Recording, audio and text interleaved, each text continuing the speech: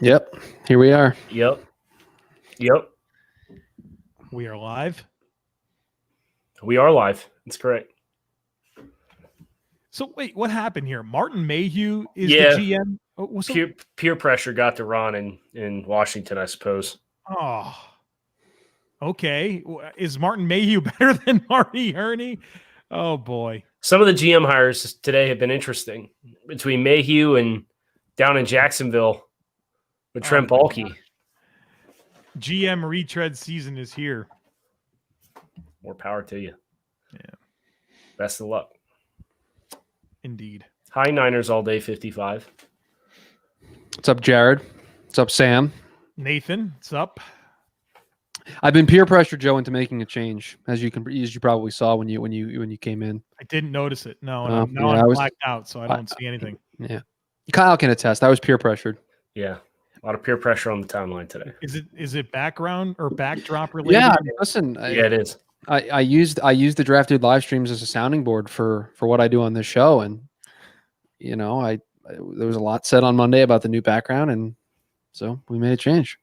All right. Well, I didn't see it in the brief moment that I was looking at you. Sad. I at least didn't notice it, but Yeah, it's okay. Joe, did you hit retweet on the show yet? yeah, I did. I sure Okay, did. cool. I'm just making sure that Can that we're all confirm. Yeah. ready to go. I'll also retweet the show. Retweet the show into the timeline. You guys ready to talk some football? I am. Do you think we just, you know what? I think we just hit the button and go, right? Okay. Yeah, I trust you, Chris. Joe, do you have everything you need in order to start the show? I do. I got a mighty swell, so I'm good. Okay. Same. All right. Here we go.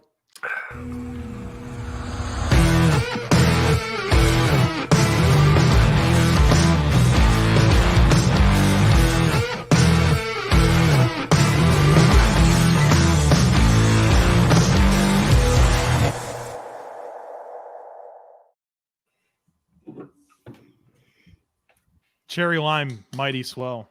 Oh, I thought you were going to roll right into what's better than this. I wanted to make sure our friends at Mighty Swell knew. Got a little bit of love. Yeah, I respect it. Love here. It's presented by them. So, what's better than this? Guys being dudes here on the Draft Dudes podcast, presented by Locked On. It's Joe Marino, Kyle Krabs, and Chris Schubert from the Draft Network. And we are your hosts here on this live episode of Draft Dudes. It's Would You Rather Thursday. So we want your fun scenarios to address here on the podcast. You nailed the day of the week and everything. We're off to a roaring start. I'm locked in, man. I know what day it is. After this week, maybe not. But Senior Bowl next week. So it's just Senior Bowl day. That's all it is. Brothers, that was the big mystery. Chaz and Sage, they're Senior Bowl bound. Good for them. That's Sage, a payoff. That's a payoff from a bit from the show that is in the timeline in the feeds this morning, right? For Sage, I think this is really good because he didn't play this year. The last time we saw him, he got injured in 2019, and the Wake offense was different without him. And so, I think having some new exposure to Sage will be very good. And I believe he's going to the team that actually needs wide receivers. So Miami Dolphins. Yes, I think both. I think Jim Nagy went on Joe Rowe show on WQAM 560 in South Florida and said that both of the players they were unveiling today were going to be on the Dolphins roster. I think cherry lime is the best flavor. Man, watermelon mint. It's underrated, right? It's up there. Yeah. Okay. It's definitely up there. How we doing, Shub? Got your Under Armour hoodie there. What's on your hat? Is that Diamondbacks? What do we got here? We're doing okay. Yeah, no, it's an Adidas hat. I'm wearing an Adidas hat and an Under Armour sweatshirt. Please don't come at me in the comments. Oh man! Well, hey, if somebody you can't do that. You got to take one of them off. Come sponsor the pod, and we'll I'm not. wear the attire of whoever does. Yeah. I would not step out in public. I have a hard time stepping out in public with like different logos on different layers, like levels of my attire. Can't do it. I won't do it. Chris, I won't do it. I'm not going to. So quit asking. Thank you. I don't know who was asking. I don't know who was asking, but here we are. All right. Are you guys ready to play some Would You Rather here on a Thursday? Yes. Can I have the first one? Can I introduce the first Would You Rather? He has one. This is no. Go ahead, Joe. Go ahead. If you're the Pittsburgh Steelers, would you rather your week 1 starting quarterback in the year 2021 be Ben Roethlisberger, Dwayne Haskins, or Mason Rudolph? Ben. Really? At least he's won. Had an arm? At least he's won. All right. Yeah. Sam said he'd rather stop watching. This is my answer. This is my answer. Take the year off. Fact or fiction, one of those 3 men will be the starting quarterback for the Steelers in week 1. It's going to be Ben. Yeah, it's fact. Okay. All right. Well, wait. A late entry from Braden. I'd rather run the Wildcat. But they're losing their starting running back too. So with Anthony McFarland. Run Wildcat with McFarland. Okay, I don't hate it. All right, guys. We got a lot of wide receiver related takes, probably coming off the pod today. The wide receiver show that we did on Thursday morning. So we'll start with this one from Ben. Would you rather, if you're Dallas, trade Gallup and draft one of the big 3 running backs or big 3 wide receivers at 10, or sign Gallup to $15 million a year? Joe, I think neither. Right. So I don't think those should be the 2 options. I think they should probably look to trade Gallup now to get something in return from him, but invest that pick in something else. Right. I mean, they need help on that defense, and I think they're going to have a chance to get Caleb Farley or Patrick Surtain at cornerback, and that's the route I would be thinking. Yeah, unless one of these top 10 caliber wide receivers can also play corner, like that, Dallas needs help on the defensive side of the ball in a bad way. And Andy Dalton got to the point towards the end of the season where they were effectively moving the ball with him. You figured Dak coming back. Dalton Schultz wasn't bad as a receiving tight end in 2020 for the Cowboys. You got some horses to get the run game going a little bit, and you don't need 3 stud wide receivers. So I'm selling on both of those, and I'm all the way out. I think you could still address receiver, but I think 3rd, 4th round, you could probably get a meaningful wide receiver 3. You've got Lamb and you've got Cooper. So Daz Newsome. Yeah, Daz Newsome should be that guy for like every team. Yes. With you. All right. This is a take from Vontel, non-sports related. Oh boy. If you're single and in the prime of your life, would you rather Never live had in that combination? So. It's true. He hasn't. Would you rather live in Miami, LA, Houston, New York, or Atlanta? Goodness gracious, this is so outside of my wheelhouse. Which one has the lower income tax? That's the one I'll be in.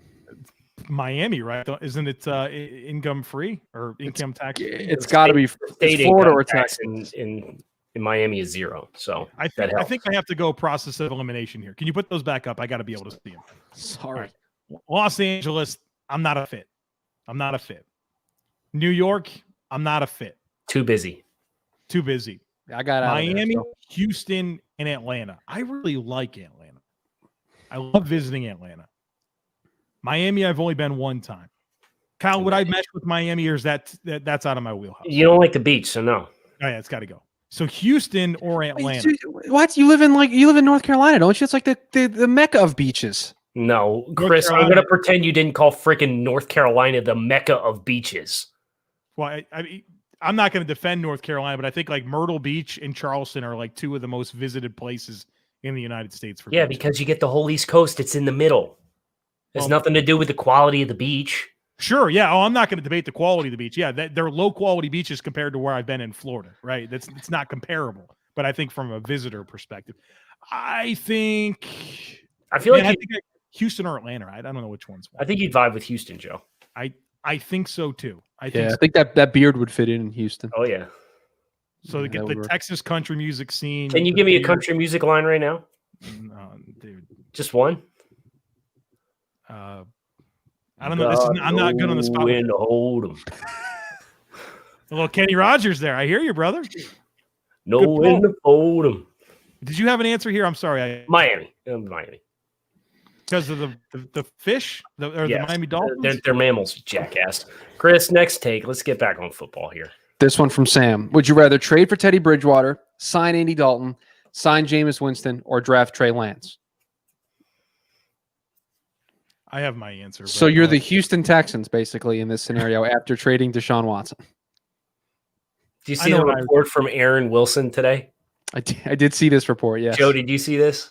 No, I've been with a baby all day. So it was pretty much like a punch list of like all the teams that would be interested in like what assets they perceive. And it was like clear as freaking day. Somebody in the Houston front office talked to Aaron and was like, all right, we're going to try and get any semblance of leverage whatsoever in any trade negotiations that take place. So tell Carolina we would need multiple ones plus Christian McCaffrey. Tell the Dolphins that they don't view Tua as a viable replacement for Deshaun Watson, which no shit, anybody who has a viable replacement quarterback for Deshaun Watson isn't trying to trade for Deshaun Watson. Right. So it was like, hey, Miami, you can't give us 2 1s and Tua. You'd have to still give us 3 1s, which is what we want. So it was just really interesting to read. Kind of from my perspective, it came across as like this leverage play from Houston, like kind of giving messaging to the teams that are calling, like, hey, here's what we think of what probably your preliminary feelers gave us the impression you were willing to offer. So do you have an answer here for this one that you would want? Trey Lance. Yeah, same, because I don't know what Trey Lance is. Right. I know enough about the other three to know that I'm not going to have a real high ceiling long-term with any of the 3. Amen. All right, I got another one here for you. This is another quarterback-related one. Good. From House Money Ant, if you were Chris Ballard, would you rather trade for Matt Stafford or Sam Darnold? I'm sending my one for Stafford right now, no questions asked. Yeah, so what's the piece of this that we don't know? Because Stafford's the better quarterback. Right. So if it's like a considerably more compensation that would make me think about Darnold, that would be it, because Stafford's a guy I'd want. I think you can win with Stafford. Right. And I guess the appeal for Sam is shelf life, but I get Stafford under contract for longer. I don't have to worry about guarantees with Stafford's contract because I'm trading for him. Yep. Like, it's a home run. You trade for Stafford and you got, especially with the rest of their roster. Right. And that coaching staff. I know they're losing Sirianni, but still Frank Reich's there. You've got like a 5-year Super Bowl winning window. All right. This one from Morgan.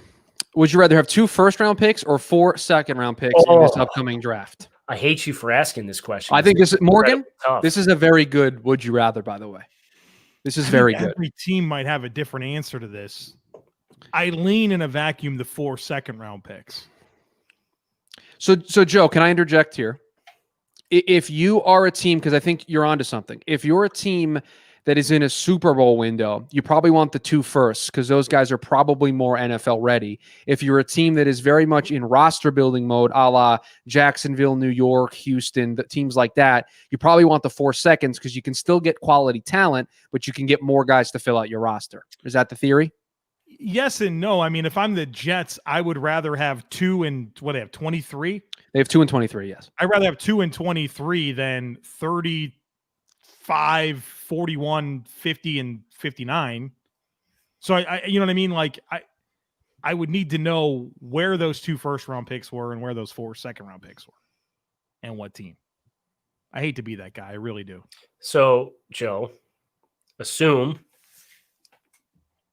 it would be like 1 or like let's call it like 5 and 20 or 33, 45, 50, and 64. I think I'd rather have 5 and 20. In this class? Yeah, because at 5, I still think I'm going to get Penei Sewell? Yeah. Like, I don't know. There's 3 separate spots in the first round that I feel like are kind of like dead areas where I feel good about what I would get if I wasn't picking. If I was picking 10 spots later, I'd be getting a comparable player. I don't disagree. So, I think if you have 3 quarterbacks in the top 5, it's going to push a player to you that's really good. Yeah, you'll get a really good player that in a normal year has no business going at 5 if you pick at 5.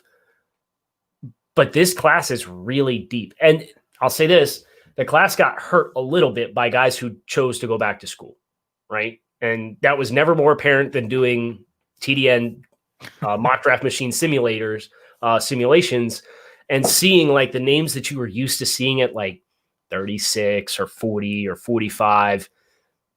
A lot of those guys went back, and guys that were supposed to go earlier went back. So now it's kind of this waterfall and domino effect. I still think I'd rather have the 4 twos.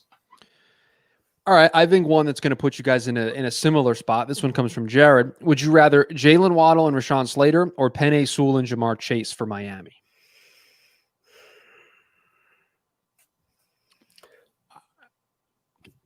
Go ahead. I think it's Sewell and Chase. I think Sewell's the better tackle, and I love Waddle, but I really love Chase. I think it's a better wide receiver and better offensive tackle. They're better, but when you look at the Dolphins situation, I think there's a stronger case to be made for the other two. There's a chemistry with Tua and the Alabama wide receivers, of course. We've seen, I don't think Jamar Chase is just a win at the top of the route and contested catch guy, but Jalen Waddle gives you a lot of the short area throws and more run after catch explosiveness. And I think he's a lot bit better vertically than what Jamar Chase is for separation purposes. And you think about the Dolphins offensive line, and they invested 2 top 40 picks and 3 draft picks total in the offensive line. And Rashawn Slater being a guy that can play all 5 spots, I think gives them optimal flexibility. Whereas Penei Sewell, you're drafting him, he's playing the play side tackle for Tua as a left-handed quarterback. I kind of find the appeal in the first group more. Hey, Joe. Give it to me. Do you want me to put the negativity out in the world? Okay, because you're my friend, and I wouldn't do it unless you wanted me to. Okay, this one. I was hoping you'd give it to me. This one from Halil's Real Football Talk. For Joe, would you rather have the Bills lose this Sunday at Kansas City or go to the Super Bowl but lose to Tom Brady? And I just want to make it clear, Joe, I did not want to put this up because I didn't want to put it out there that the Bills could lose. Dude, I'm a Bills fan. Everybody knows that. This is would you rather. I mean, this is exactly what we should be, interested in addressing. And to me, I think this is very obvious. I would much rather go to the Super Bowl and lose to Tom Brady. And I think whenever you're a team like the Bills that had a 17-year playoff drought, Coach McDermott comes in 2017 and really turned things around. Validation means a lot. And I think the Bills have done a really good job this year of kind of leaving no doubt about a lot of things. A 13-3 regular season, 501 points scored. I mean, I think their last 6 games, they won by more than 2 scores, right? So you feel very validated with that. You feel very validated by winning 2 playoff games. I think you would continue to feel very validated by knocking off the Patrick Mahomes Kansas City Chiefs in the AFC Championship game, even if that means losing in the Super Bowl. That would suck, right? But, I mean, you want to go as far as you can. And so losing to Brady in the Super Bowl is like nightmare stuff for sure. But you're not going to people aren't talking about the Titans and how they lost to the Chiefs in the AFC Championship game last year, right? Nobody cares if you lose in the AFC Championship game. You lose in the Super Bowl, at least it's something more. So I think it's quite clearly the Super Bowl. You still get a banner and a trophy for winning the AFC. Yeah, it's not the one you play for, but You still get a banner and a trophy. Why didn't could I have just made it that simple? Christ, you were about halfway through and I'm like, okay, Joe? Yeah, I got mine.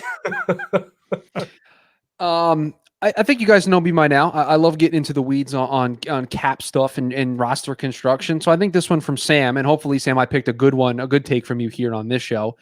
Would you rather try to fix Philly's cap situation or New Orleans' cap situation? I gotta go. I have the numbers for you if you guys want them for next year. Do you guys want to know what you're dealing with? Yeah. Okay. Yeah, I know New Orleans is like negative 80 million, but go ahead. So I have in front of me everybody's effective salary cap space on overthecap.com. So if you don't like these numbers, you don't think they're correct, take it up with them, not me. Christ. The Saints are minus 101.4 million for next season, and the Eagles are minus 53.5 million effective for next season. So you guys have fun with that. I'm going to take this take down and look for the next one. I have my answer, Kyle. I'm going to take the one that's half as big as the other one, personally. Is that correct? I'd pick New Orleans. Joe, how are you fixing that? It's 101 million. I'm not fixing it. I'm not going to. Right. I'm not fixing either one of these things. Go ahead. I'm not going to. So quit asking. That's been the mantra of the New Orleans Saints front office year in and year out. I'm going to take the stability of the franchise route here.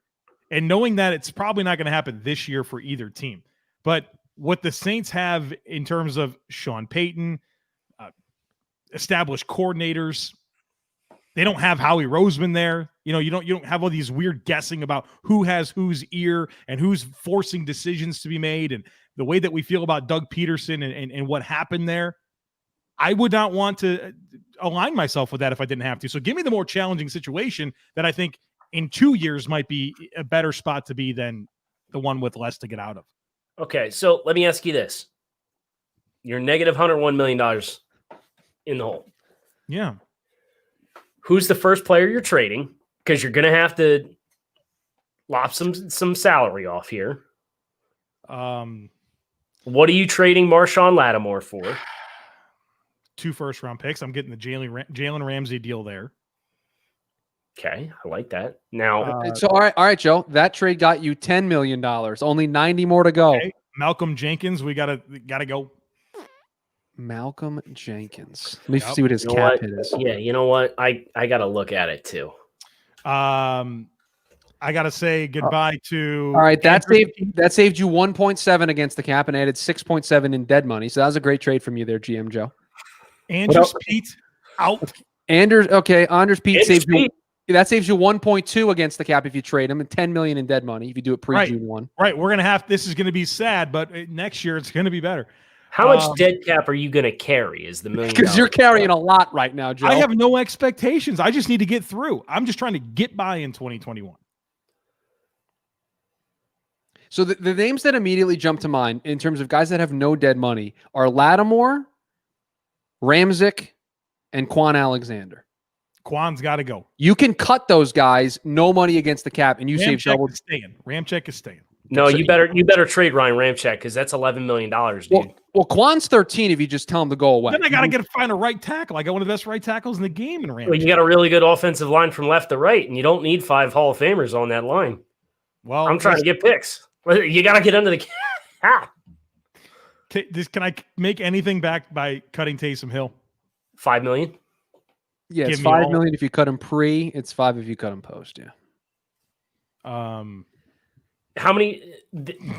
Joe, I'd like to give you an opportunity to change your answer to the right answer in this regard, which is the Eagles, which is $50 million cheaper. The only way you're getting this done is restructuring all the contracts, and you're going to be in this situation again in 2 more years. Well, the good news is that Mickey Loomis has a whole lot more than 30 seconds to come up with his plan on the live podcast. You know what I mean? So, you were just so unequivocal, like I've got the answer already. So I thought maybe you put some thought to it. I don't want to align myself with organizations like the Philadelphia Eagles that have people like Howie Roseman destroying things.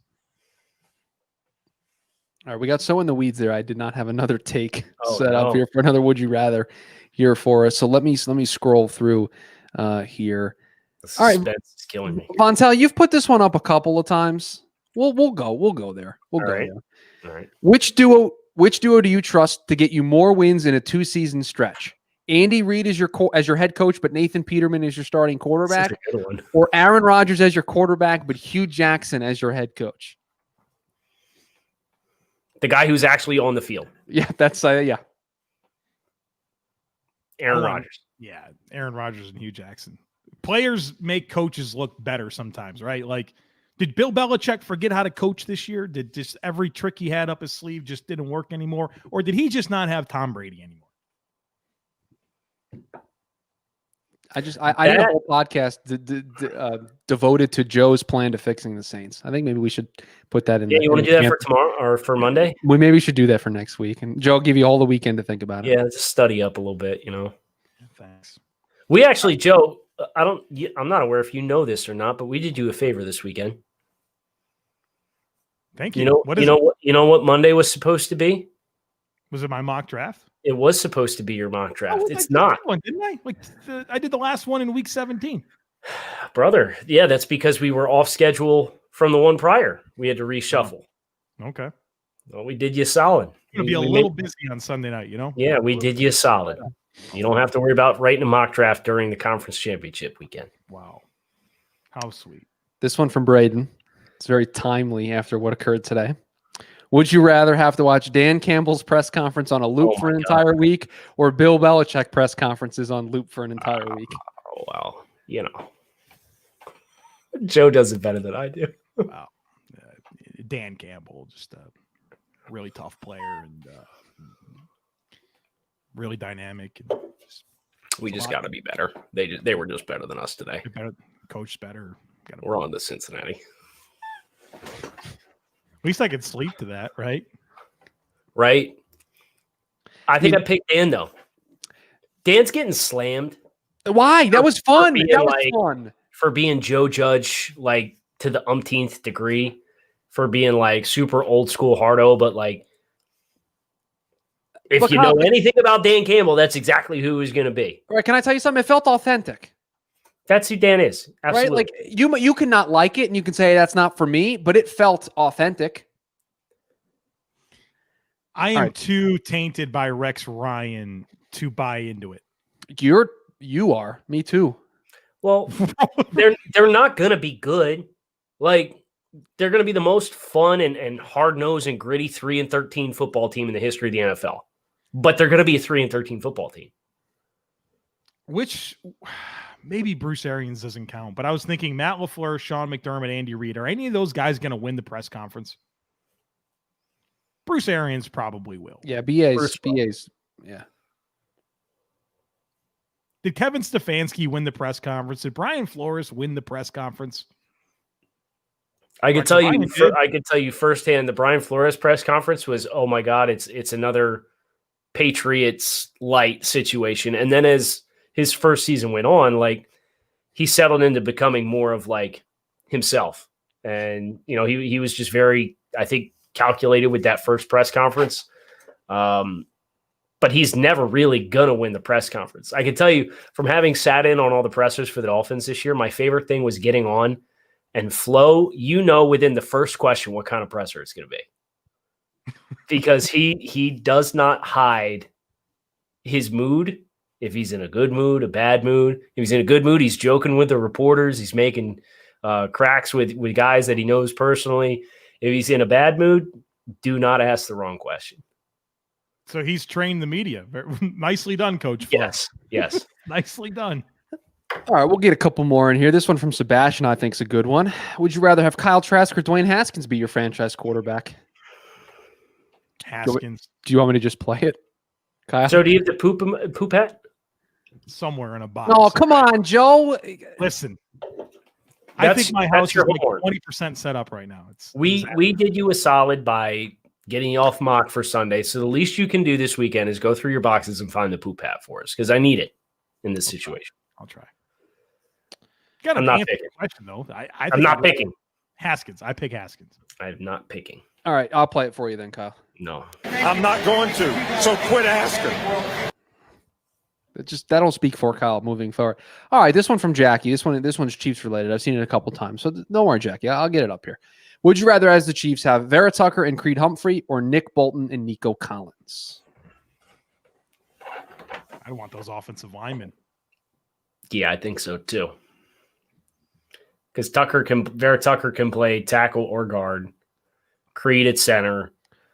That's what's scary about Kansas City, right? Is they're playing with like their B-list offensive line. Mike Remmers at right tackle. They've been going through how many different left guards this year? You know, Duvernay Tardif's been, opted out of the season. Right. They were supposed to have Kalichi Osemele, right, and he played like a game and was amazing, and then he got hurt the following game, so he's been out ever since. Piecing it together, man. So it's what an elite quarterback does. That's why they say, sacks are quarterback stat. Fun fact. All right, this one here. Would you rather have Najee Harris in the first round or Ramondre Stevenson in the sixth round? Job, Chris. Thank you. You know what? I get a lot of names wrong. I was a little worried about this one, but Ramondre Stevenson, it was very good for me. This dude's like 240. He's a big dude, Stevenson. Joe's going to tell you that he would rather have Stevenson in the sixth round because he just has, in principle, will refuse to pick a running back in the first round. You can't. If you pick a running back in either the first or second round, you're on a blacklist for Joe. Joe just doesn't like you as a general manager. I like second round's okay. You were mad at me every time we talk about the Jets. I'm like, oh, Najee Harris in the brother, you got like 85 needs. Yeah, it's the bottom of the barrel of what you need, Chris. I wanted the Bills last year. I wanted Dobbins or John Taylor or Cam Akers. I wanted one of those guys. Kyle can tell you that. So I'm. But you got Zach Moss at 76 or whatever it was. Great in pass protection. Let me tell you, Zach Moss. Yeah, great in pass pro. It's exactly what you draft him for. Being great pass pro. Is he gonna play? Is he done for the year? Oh, I know he got he had surgery. Yeah, he's done. Oh, okay. Did you guys actually answer that question? Did I miss the okay. Stevenson in 6. Man. So let me ask you this, Joe. If I've picked 32 and I use it on Clyde Edwards-Helaire, it's bad. But if I've picked 33 and I use it on Clyde Edwards-Helaire, suddenly you're okay with it. It's a great point, Kyle. It's a great point. 32, yes. But if you're the Jets at pick 32, no. No, 33. It's not in the first round anymore. That's probably okay. So one spot difference is like probably okay versus the devil. Yeah, but I mean, I think that's getting into like the gray area, right? We're not talking about pick 15 versus pick 55. Yeah, I don't think you should be that hard and fast on things like that. Yeah, so if you're going to take him at 33, then you should take him at 32. Joe, who would you rather draft first? Would you rather draft a running back in the first round or a punter, an all-world punter in the first round? Oh, this is like this take here. Running back all day long. From Thomas, would you rather draft a kicker in the second round or a punter in the third round? I don't plan on punting very often. Fun fact. It's got a coach speak I like, Joe. I have sworn off Justin Tucker. Remember that whole conversation? Remember that conversation we had about how Justin Tucker had probably traded 2 for him because he's on No. So it's your fault. Justin. It's your fault. I traded 2 for Jason Sanders. You gave all his talent to Jason Sanders. Yes, the mantle's been passed. Jason Sanders is the new unicorn of kickers. It's pretty good to me, man. All right. This one here. 4 1s for Watson or 8, 40, and a 2022 first for Justin Fields. 4 1s for Watson. Yeah, you take the guy who you know what he is in the NFL. This isn't hard. Yeah, even me is like 4 1s for Watson. Thank you very much. You've already given up 2 for Fields, right? And just pay the 2 more for Watson. Yeah, thanks. Appreciate it. All right, guys. Let me try to find one more good one here for us. One good one. I'm trying. I'm scrolling through here. I just can't wait for next week's show when we go into Joe's plan to fix the Saints. I'm really gonna have to spend time. You are. Well, you the fire because you brought it on yourself. Yeah, you brought this on yourself here. I don't know if I asked for that. Whoever asked that question, hit me up with the DMs. We're gonna have to work this out together. I need some help. You mean my assistant GM? All right, this one from Kyle the Commish. Would you rather be the offensive coordinator for the Dolphins, Vikings, Falcons, Titans, Eagles, Chargers, or Steelers? And we're thinking through the lens of the best to make the jump to head coach and also the best to turn around the quarterback this year. So you're coming into this situation, you have to fix the current quarterback. And if you do so and if you do a good job, it's probably going to get you on the short list to be a head coach in a year or two. Okay, so Eagles are out, Steelers are out. Vikings are out? Vikings are out. Titans are out. You have Tannehill at his peak. I'm not trying to have any decline there. Yeah, if there's even a slight decline, it's going to be your fault. So now we're looking at Dolphins, Falcons, Chargers. I don't want to mess with the Falcons. It's Dolphins or Chargers. Then the answer is the Chargers. Is it though? They have more in place from an entire offensive standpoint. You know, they're going to have a really good chance with their first 2 picks to draft 2 really good offensive linemen in a good offensive line class. They've got the skill players already in place. The Dolphins, you got to start from scratch with building around the rookie quarterback who had a less impressive season than Justin Herbert did in Los Angeles. But that might be the reason to take that job. Because now I'm working from a base of if I make any sort of improvement, I'm looked at as the reason why this is working. Yeah, you don't want to have a regression with her based on what he showed in the rookie year to year 2. I'm going to Miami. Give me the aqua and teal or aqua and orange. Taking Los Angeles. It's close, right? It's close between those two. I agree. But if the lens of being to be a head coach to turn things around, like I have a better chance of doing that with Miami, I think. Okay, and let me ask you this. Because Miami actually won this past year, and the Chargers, they had to get hot late just to get to 7-9 or whatever they finished. Yep. There's a winning expectation in place while you're working with this house money of building up the infrastructure around you. You've got an easier floor to attain from a winning perspective, which will get you as much attention as anything in Los Angeles versus going to a 10-win team that's starting from scratch with their skill players.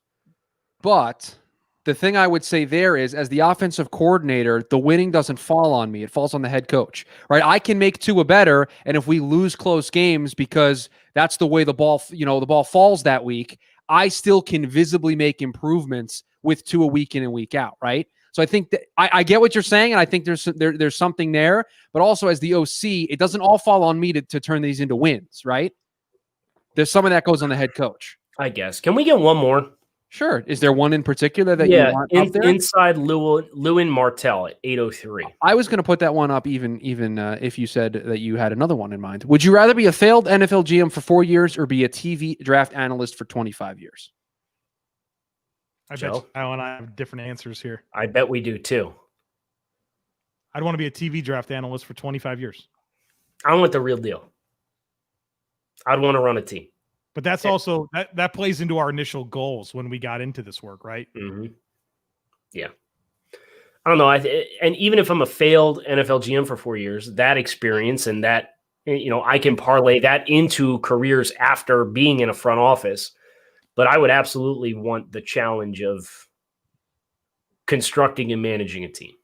You could do both. I mean, if you're a failed NFL GM, you probably can then turn that into a TV draft. All right, I want both. There you go. Welcome. Yeah, I think it'd be fun. It'd be fun for 4 years to be able to actually, we spent a lot of takes on this show about how we would do things. Yeah. I think actually being able to be the person to make the decisions would be pretty fun. You have to cut people though. Like, you know what I mean? Like, come have a seat. I've fired people in my life, you know what I mean, for like regular jobs, but crushing people's dreams? Yeah, in the NFL, that's got to be tough. That's got to be tough. Kyle, you're so tactful though. I think you do well with it. I try. I don't know about Kyle. He's got a lot of good tact about it. Well, Kyle's staff would be really good. Kyle would have the right people around him. It's going to suck when he fails, though, because that was the caveat. He's a failed GM. I'd probably pick the wrong quarterback. I'd pick Trubisky or something like that. And I'd pick Rosen. Those were guys I didn't have either one of them as QB1s, but I liked them both. So those were two of my QB1s. So thank you. Yeah, Deshaun. Right, and you can always say Deshaun has to be not a New York Jet. Kyle, I remember when you and I used to argue when I hosted a local radio show and I was driving the Trubisky bandwagon. Mm-hmm. And you were like, no, Chris. Every week you were like, no, Chris. No, not there. And it's funny because I loved Trubisky as a prospect. You were first on Trubisky. Yeah, and that's part of the reason I think why I liked him so much, because I watched the Florida State game and I'm like, I'm in. He's got all the tools, small sample size. Kyle the commish, hey, if you picked Trubisky 4 years ago, you still have your job. How does Pace still have a job? I thought Pace did a fair enough job aside of the tight end room and aside of picking Mitchell Trubisky. They did some nice things with that roster. Really good defense. Allen Robinson coming into town. Quarterback makes or breaks it. Any other thoughts? No, I'm good. I hope Paige wasn't watching for that. Yeah, no, I don't think so. Although I defended Ryan's honor and Mitch's honor, so I think she'd be pleased enough with that. We're done here. Kyle Krabs, Joe Marino, Chris, Shuby, Schubert, the Draft Dudes live every Monday and Thursday nights on YouTube. Hit subscribe. If you're listening on Friday on the podcast feed, make sure you hit subscribe on the podcast. Thanks, as always, for checking in.